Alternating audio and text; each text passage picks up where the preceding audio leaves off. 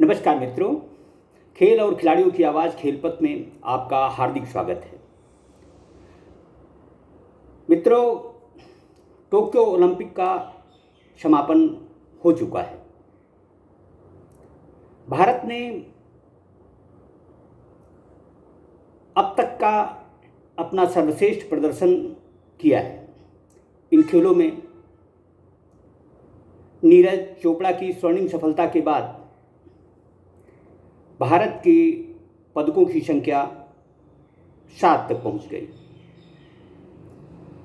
इससे पहले भारत ने लंदन ओलंपिक में 6 मेडल जीते थे। क्या ये 7 मेडल भारतीय खेलतंत्र के लिए ताली पीटने वाले हैं? क्या हम इस सफलता से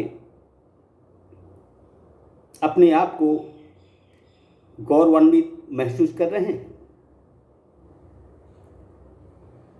मेरी समझ से 130 करोड़ की आबादी वाले देश के लिए यह बहुत प्रशंसनीय प्रदर्शन नहीं कहा जा सकता। अब हम इन खेलों में शिरकत करने वाले खिलाड़ियों और राज्यों की उपलब्धियों पर भी कुछ चर्चा करना चाहेंगे। टोक्यो ओलंपिक खेलने गए 128 खिलाड़ियों में 31 खिलाड़ी हरियाणा राज्य के थे। उत्तर प्रदेश के खिलाड़ियों की संख्या 10 और खेलों पर सबसे अधिक पैसा खर्च करने वाले मध्य प्रदेश की संख्या 2 थी। अब हम इन तीनों राज्यों की सफलता को भी देखें। हरियाणा के 31 खिलाड़ियों में से 3 खिलाड़ियों ने मेडल जीते हैं। मध्य प्रदेश और उत्तर प्रदेश खुश हो सकते हैं कि कांस्य पदक विजेता भारतीय हॉकी टीम में उनका एक खिलाड़ी शामिल था।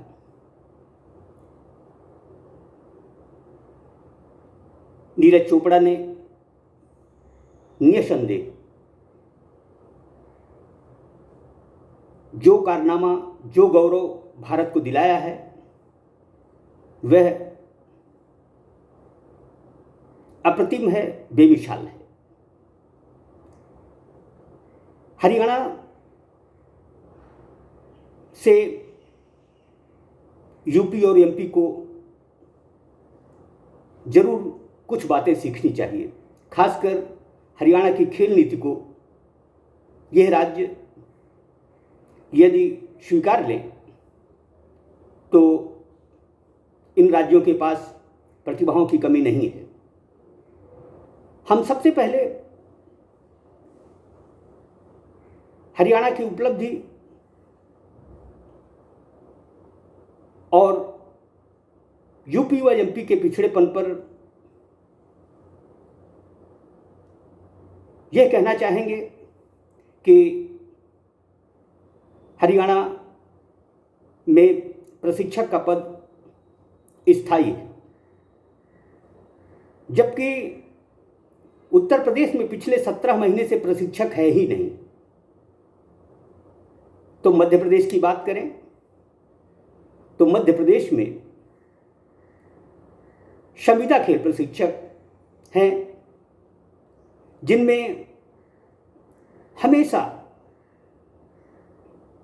नौकरी जाने की असुरक्षा का भाव रहता है। एमपी और यूपी को यदि खेलों में तरक्की करना है तो उसे सबसे पहले प्रशिक्षकों की समस्या पर ध्यान देना होगा, उन्हें नियमित प्रशिक्षण का दायित्व सौंपना होगा। देखने में आता है कि यूपी और एमपी में प्रशिक्षकों को नियमित रखने की बजाय बाबुओं और चपरासियों को रखा जाता है। खेलों का विकास बाबू और चपरासी नहीं कर सकते। हम प्रशिक्षकों से अंतर्राष्ट्रीय खिलाड़ी देने की अपेक्षा तो करते हैं, लेकिन उनकी समस्याओं पर कितना निदान किया जाता है। टोक्यो ओलंपिक के दौरान ही देखिए कि हरियाणा के खेल मंत्री संदीप सिंह ने हर पल की खबर सोशल मीडिया के माध्यम से लोगों तक पहुंचाने की कोशिश की। इसके उलट उत्तर प्रदेश के उपेंद्र तिवारी और मध्य प्रदेश की खेल मंत्री यशोधरा राजे सिंधिया का कहीं अता पता ही नहीं था। दरअसल खेल बहुत तपस्या की बात है। खिलाड़ी प्रशिक्षकों की मेहनत का सुफल होते हैं। हरियाणा की श्रेष्ठता उसके प्रशिक्षकों में निहित है। हरियाणा छोटा सा राज्य है, वह आर्थिक तंगहाली का रोना नहीं रोता।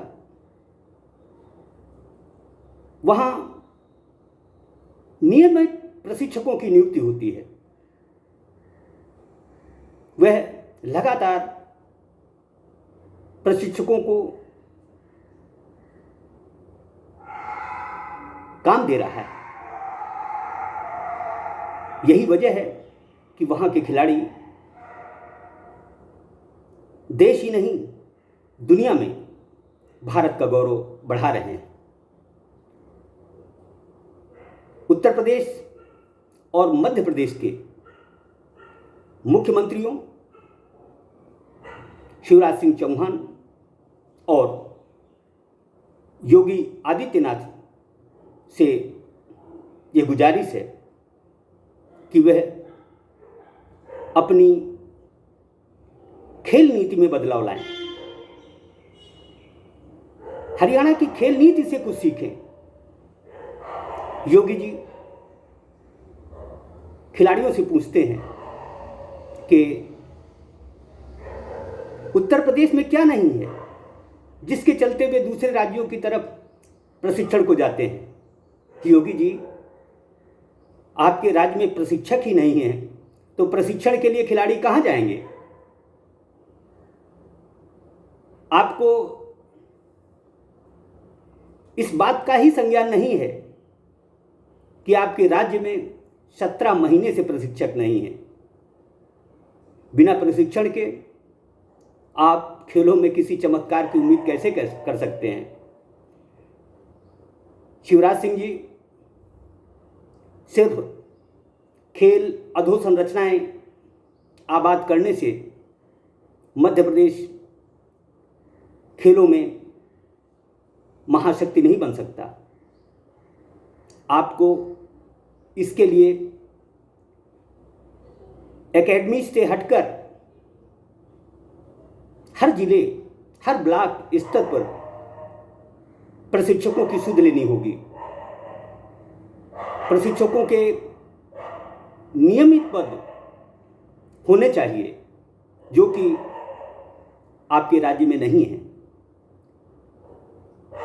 जो नियमित 7-8 प्रशिक्षक आपके राज्य में हैं भी, वह जिला खेल अधिकारी हैं और वह प्रशिक्षण देने की बजाय खेलों के आयोजनों में दिलचस्पी लेते हैं। मैं मध्य प्रदेश और उत्तर प्रदेश के मुख्यमंत्रियों से आग्रह करूंगा कि वह नियमित प्रशिक्षक रखें। इससे किसी प्रशिक्षक के मन में नौकरी जाने का भय नहीं होगा और वह पूरी तल्लीनता के साथ खिलाड़ी तैयार करेगा। इससे राज्य गौरवान्वित होंगे और यही खिलाड़ी आगे जाकर देश को गौरवान्वित करेंगे। जय हिंद, जय भारत।